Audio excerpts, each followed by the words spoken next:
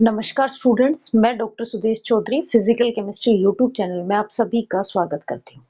हम लोग BSc second year की इनऑर्गेनिक केमिस्ट्री पढ़ रहे थे। इस इनऑर्गेनिक केमिस्ट्री में मैं आप लोगों को यूनिट फर्स्ट पढ़ा रही थी, फर्स्ट ट्रांजिशन एलिमेंट सीरीज। इसमें हम जो स्टडी कर रहे थे ये इनकी जनरल प्रॉपर्टीज पढ़ रहे थे फर्स्ट ट्रांजिशन सीरीज की। आज उसी की सीक्वेंस में चलते हुए हम मेटेलिक प्रॉपर्टी पढ़ेंगे। चलो अब हम स्टार्ट करते हैं।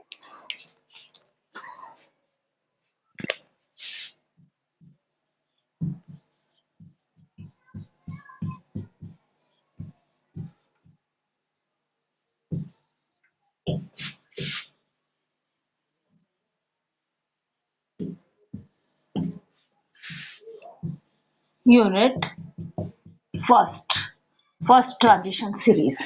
इसमें हम जो स्टडी कर रहे थे ये इन फर्स्ट ट्रांजिशन सीरीज की जनरल प्रॉपर्टीज स्टडी कर रहे थे।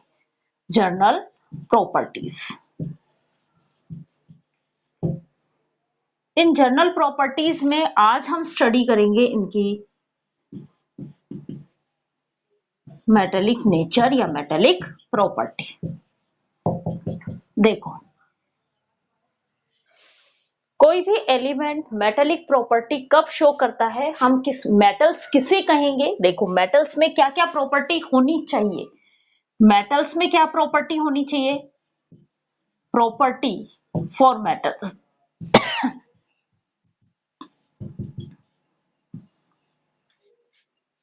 हार्ड होते हैं वो।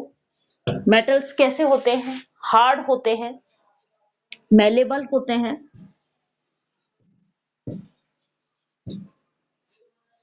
डक्टाइल होते हैं,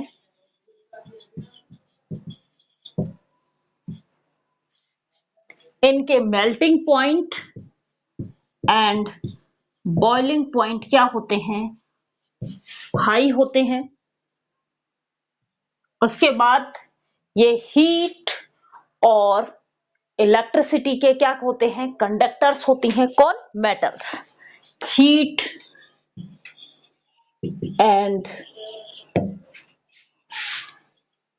इलेक्ट्रिसिटी, कंडक्टर्स, ये सब की सब प्रॉपर्टीज ट्रांजिशन एलिमेंट्स में होती है। ट्रांजिशन एलिमेंट्स जो हैं वो हार्ड होते हैं, मेलेबल होते हैं, डक्टाइल होते हैं, इनके मेल्टिंग पॉइंट और बॉइलिंग पॉइंट जो है वो हाई होते हैं। ये जो है ये हीट और इलेक्ट्रिसिटी के कंडक्टर्स होते हैं।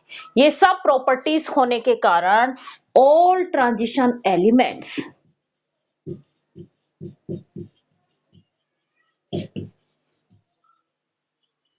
क्या होते हैं? मेटल्स होते हैं। ऑल ट्रांजिशन एलिमेंट्स क्या होते हैं? मेटल्स होते हैं। अब मेटल्स क्यों होते हैं या इनमें मेटेलिक प्रॉपर्टीज में किस तरीके के बॉन्ड मिलते हैं, ये किस तरीके के क्रिस्टल्स फॉर्म करते हैं, वो स्टडी करेंगे। अब देखो, ये जो एलिमेंट्स में मेटेलिक बॉन्ड के साथ साथ यहां पे क्या है? डी डी ओवरलैपिंग के थ्रू, क्योंकि डी ऑर्बिटल्स में यहां पे क्या है? नंबर ऑफ अनपेयर्ड इलेक्ट्रॉन्स होते हैं, बहुत सारे अनपेयर्ड इलेक्ट्रॉन्स प्रेजेंट होते हैं। डी ऑर्बिटल्स जो हैं वो पार्शियली फिल्ड होते हैं, उन्हीं को तो हमने क्या कहा था? ट्रांजिशन एलिमेंट्स कहा था। तो डी ऑर्बिटल्स में क्या होंगे? अनपेयर्ड इलेक्ट्रॉन्स प्रेजेंट होंगे। इन अनपेयर्ड इलेक्ट्रॉन्स के कारण ये क्या करेंगे? डी डी ओवरलैपिंग करेंगे और उस डी डी ओवरलैपिंग के थ्रू यहाँ पे क्या बनेंगे? कोवलेंट बॉन्ड भी प्रेजेंट होते हैं। तो ये जो इनमें क्या होगा? मेटेलिक बॉन्ड के साथ metallic bond as well as क्या होगा? Covalent bond. किसके थ्रू बनेंगे ये covalent bond? D d transition, d d overlapping के थ्रू।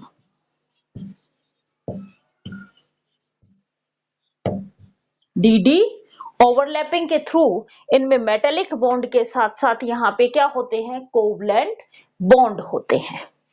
ये जो है इनका जो क्रिस्टल्स होते हैं उसमें ये FCC, BCC और HCP इस 3 टाइप के लैटिस फॉर्म करते हैं। FCC body centred cubic structures, BCC FCC face centred cubic structures, BCC body centred cubic structures, और ये क्या है, हेक्सागोनल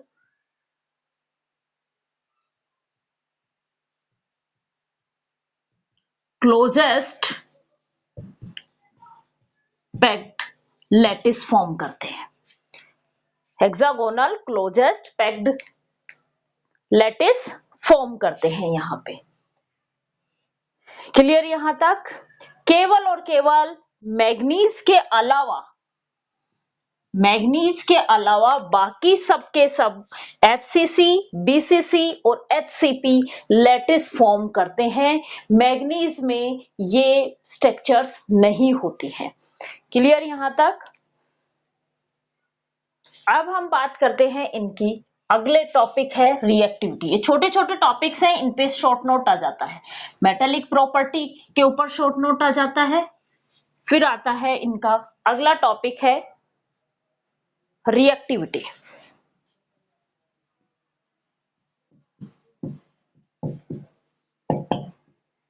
देखो, हमने इनकी जर्नल प्रॉपर्टीज में आयनाइजेशन पोटेंशियल मैंने आप लोगों के साथ में डिस्कस कर लिया था।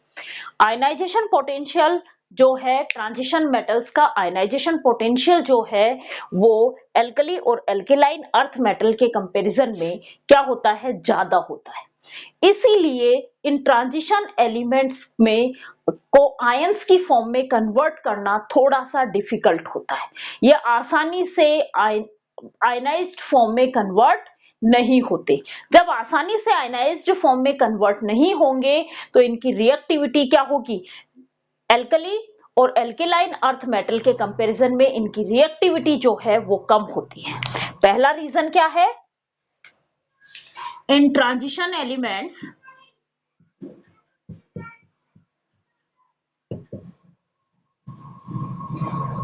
क्या होता है, इनका स्मॉल साइज होता है,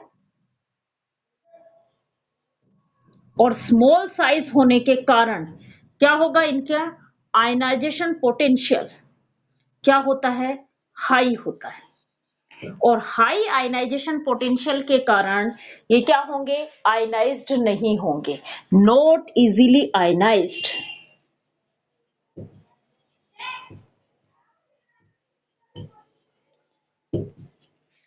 इसीलिए इनकी रिएक्टिविटी जो है वो एल्कली और एल्केलाइन अर्थ मेटल के कंपैरिजन में इनकी रिएक्टिविटी कम होती है। First reason. दूसरा रीजन, अभी जो ट्रांजिशन एलिमेंट्स थे ये मेटेलिक बॉन्ड के साथ साथ क्या बॉन्ड बना रहे थे, DT ओवरलैपिंग के थ्रू, ड्यू टू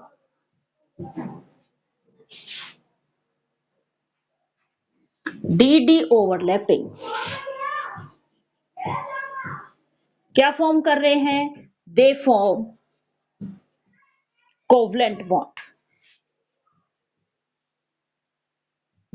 और कोवलेंट बॉन्ड फॉर्म करेंगे तो ये क्या होंगे, इनकी रिएक्टिविटी जो है वो कम होगी। किसके कंपैरिजन में, एल्केलाइन और एल्केलाइन अर्थ मेटल के कंपैरिजन में इनके ये DD ओवरलैपिंग के थ्रू ये जो कोवलेंट बॉन्ड फॉर्म कर रहे हैं जिससे इनकी क्या होगी, रिएक्टिविटी जो है वो कम हो जाएगी। और तीसरा रीजन ये है कि इनकी हाइड्रेशन एनर्जी की वैल्यू, जल योजन ऊर्जा, हाइड्रेशन एनर्जी की वैल्यू जो है वो बहुत ही कम होती है। ये भी एक रीजन होता है इनकी रिएक्टिविटी लो होने की। इनकी रिएक्टिविटी कम होने का 3 रीजन है। पहला रीजन इनकी आयनाइजेशन पोटेंशियल की एनर्जी की वैल्यू जो है वो ज्यादा होती है। हम ये कंपैरिजन किसके साथ कर रहे हैं? एस ब्लॉक के एलिमेंट्स के साथ, एस ब्लॉक के एल्केलाइन और एल्केलाइन अर्थ मेटल के साथ में। एल्केलाइन और एल्केलाइन अर्थ मेटल से इन ट्रांजिशन एलिमेंट्स की रिएक्टिविटी जो है वो लो होती है। क्यों होती है उसके 3 रीजन बता दिए। पहला रीजन तो ये है कि इनका साइज छोटा होता है, इसीलिए किसके कंपैरिजन में? एल्केलाइन और एल्केलाइन अर्थ मेटल के कंपैरिजन में इनका साइज छोटा होता है, इसलिए इनकी आयनाइजेशन पोटेंशियल की वैल्यू ज्यादा होती है और ये इजीली आयनाइज्ड नहीं होते। दूसरा रीजन ये होता है कि इनके पास डी ऑर्बिटल्स में अनपेयर्ड इलेक्ट्रॉन्स प्रेजेंट होते हैं। अनपेयर्ड इलेक्ट्रॉन्स प्रेजेंट होने के कारण ये मेटालिक बॉन्ड के साथ साथ डी ट्रांजिशंस, डी ओवरलैपिंग के थ्रू कोवलेंट बॉन्ड बनाते हैं और हमें पता है कि कोवलेंट बॉन्ड की स्टेबिलिटी ज्यादा होती है, इसीलिए ये क्या होंगे? स्टेबल होंगे। स्टेबल होंगे तो इनकी रिएक्टिविटी क्या होगी? कम होगी। और तीसरा रीजन क्या है कि इनकी हाइड्रेशन एनर्जी की वैल्यू लो होती है। लो हाइड्रेशन एनर्जी, लो हाइड्रेशन एनर्जी होने के कारण ये क्या होंगे? इनकी रिएक्टिविटी जो है वो कम होती है। अब हम अगला पॉइंट पढ़ेंगे, मेल्टिंग पॉइंट और बॉइलिंग पॉइंट। अभी हमने क्या पढ़ा था? मेटेलिक प्रॉपर्टी पढ़ी थी और हमने ये कहा था कि सारे के सारे जो ट्रांजिशन एलिमेंट्स होते हैं वो मेटेलिक प्रॉपर्टी शो करते हैं। मेटेलिक प्रॉपर्टी शो करेंगे तो इनका क्या होगा? बॉइलिंग पॉइंट और मेल्टिंग पॉइंट क्या होंगे? हाई होंगे। तो पहली बात तो हमें पता चल गई। अगला पॉइंट पढ़ रहे हम, melting point and boiling point. Transition elements के मेल्टिंग पॉइंट और बॉइलिंग पॉइंट क्या होते हैं? हाई होते हैं। High melting point and boiling point क्यों होते हैं? क्योंकि यहाँ पे डी ऑर्बिटल्स में क्या होंगे? अनपेयर्ड इलेक्ट्रॉन्स होंगे। क्या होंगे? इन डी ऑर्बिटल्स क्या प्रेजेंट होते हैं? Present unpaired electrons. इन अनपेयर्ड इलेक्ट्रॉन्स डी ऑर्बिटल्स में होने के कारण उनमें क्या आ जाएगा? डी ओवरलैपिंग के थ्रू कोवलेंट कैरेक्टर आ जाएगा। डी ओवरलैपिंग होगी जिससे उनमें क्या आ जाएगा? कोवलेंट कैरेक्टर आ जाएगा। कोवलेंट बॉन्ड फॉर्म होंगे, कोवलेंट कैरेक्टर आ जाएगा, जिससे इनके मेल्टिंग पॉइंट और बॉइलिंग पॉइंट क्या होते हैं? हाई होते हैं। अब हम एक सीरीज में किस तरीके से होंगे? अब देखो, डी ओवरलैपिंग के थ्रू क्या हो रहा है? कोवलेंट कैरेक्टर आ रहा है। मींस हम सीरीज में लेफ्ट टू राइट चलते हैं तो नंबर ऑफ अनपेयर्ड इलेक्ट्रॉन्स, भाई ये जो किस बात पे डिपेंड कर रहा है? नंबर ऑफ अनपेयर्ड इलेक्ट्रॉन्स पे डिपेंड करेगा।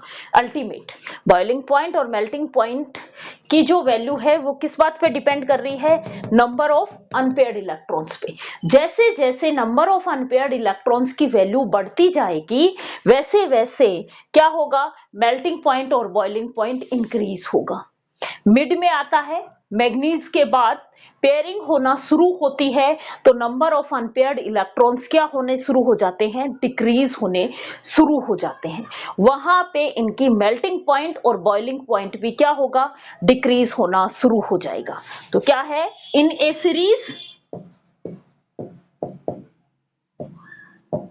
सीरीज में लेफ्ट टू राइट हम मूव करते हैं तो फर्स्ट क्या होगा? मेल्टिंग पॉइंट हो या बॉइलिंग पॉइंट हो, क्या होगा? इंक्रीज होगा।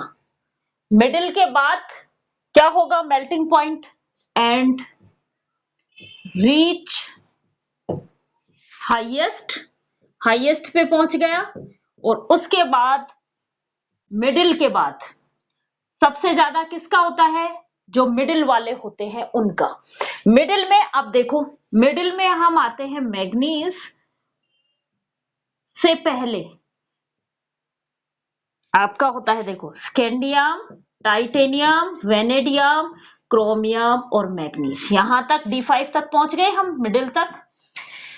यहां से स्कैंडियम से क्रोमियम तक मेल्टिंग पॉइंट और बॉइलिंग पॉइंट क्या होंगे?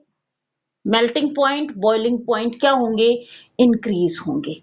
मैग्नीज इसमें जो है वो अपवाद है। मैग्नीज और जिंक के जो मेल्टिंग पॉइंट है वो एक्सपेक्टेड वैल्यू से बहुत ही कम होते हैं। मैग्नीज, फिर मैग्नीज के बाद हम वापस पढ़े iron, cobalt, nickel, copper, zinc की तरफ, तो लास्ट में आता है हमारा जिंक।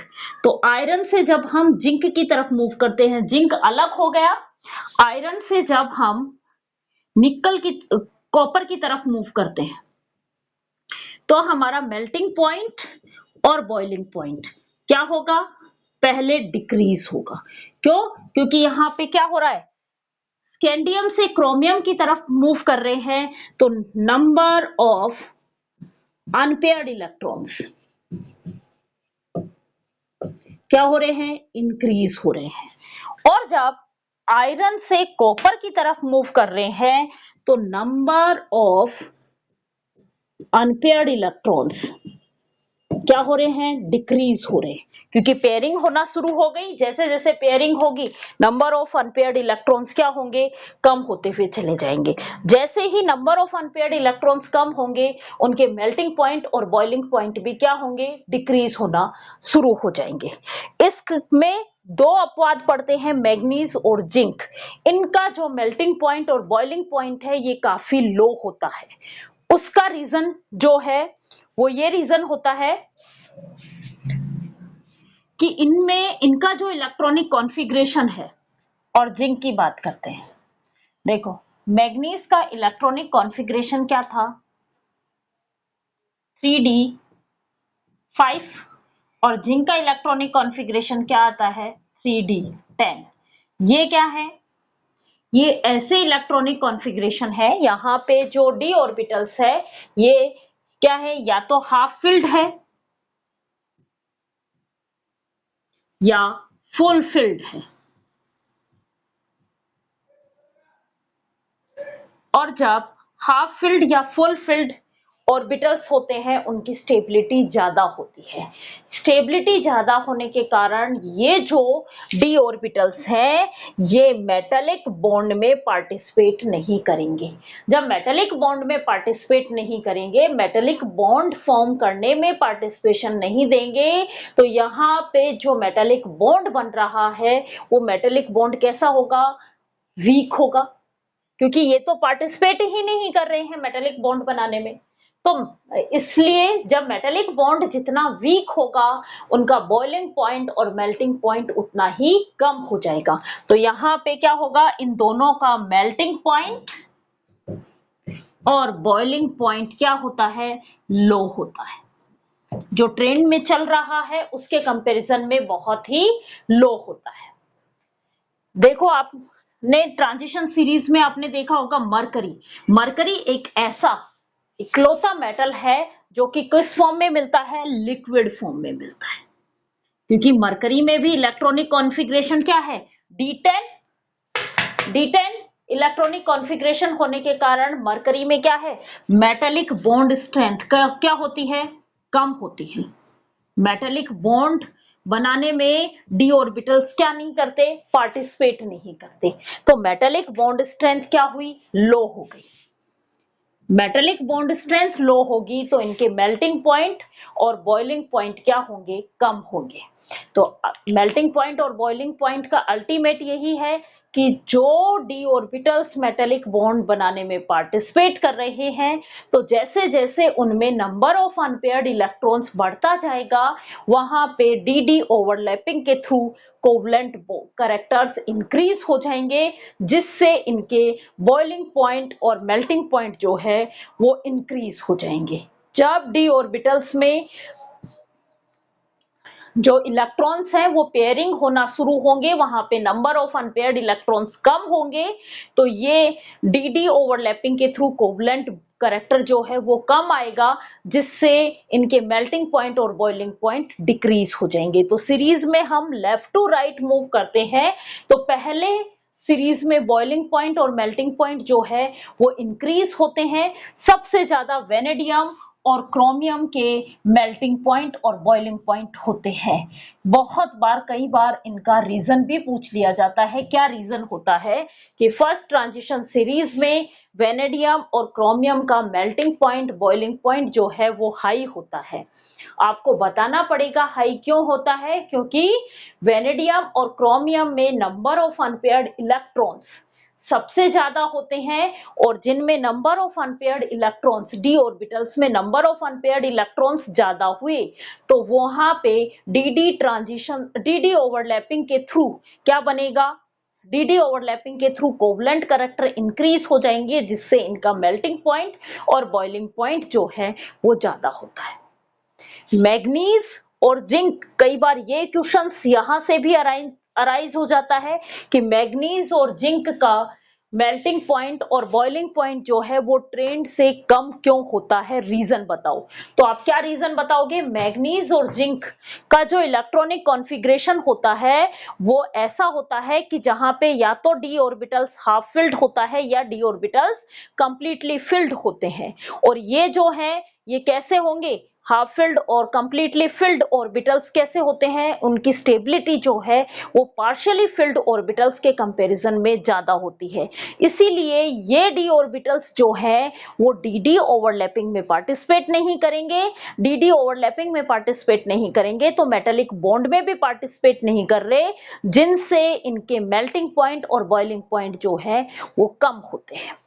ये आज हमने 3 प्रॉपर्टी स्टडी की थी।